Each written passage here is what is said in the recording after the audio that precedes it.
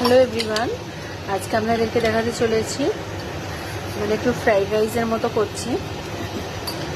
ভাত আগে থেকেই হয়ে গেছে, তো এটা বানানোর কোনো প্ল্যান ছিল না। সত্যি কথা বলতে বাড়িতে যেটুকুনো জিনিস আনাজ মানে সবজি রয়েছে সেইগুলো দিয়েই বানাচ্ছি।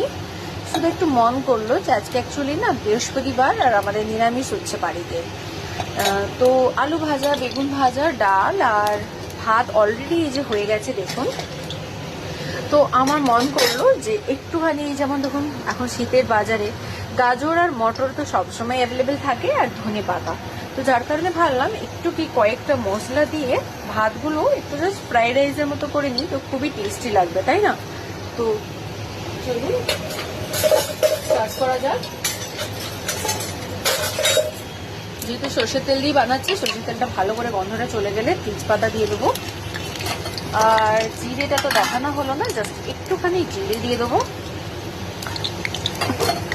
আর এই যে গরম মশলাগুলো দিয়েছিলাম মানে এগুলো দিয়ে দিলাম, তো লবঙ্গ আর এলাচ, তেজপাতা, তাই না? তারপরে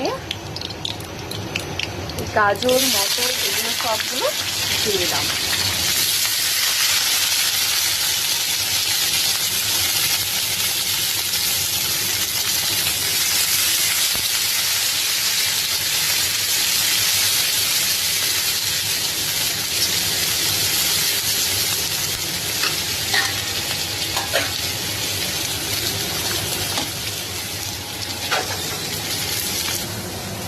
একটুখানি নুন দিয়ে দেবো, যেহেতু ভাতগুলো এখানে মিশিয়ে নেবো তো বেশি করে একটু নুন তো লাগবেই।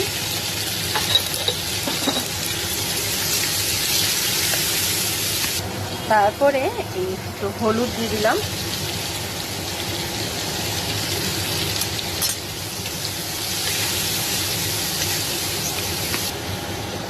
আর এই যে দেখুন, যেহেতু ধনে পাতাটা ভালো করে একটু মানে লাস্টে ধনে পাতাটা একটু নাড়াচাড়া করে নেবো, ধনে পাতাটা দিয়ে দিলাম, যদি ধনে পাতা দিয়ে গন্ধটা পুরো চলে যায়।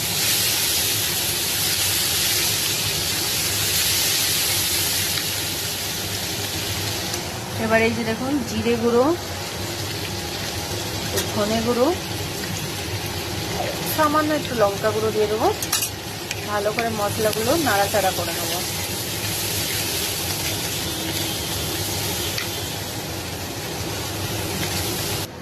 দেখুন গাইস, একটু কসুরি মেথিও দিয়ে দেবো।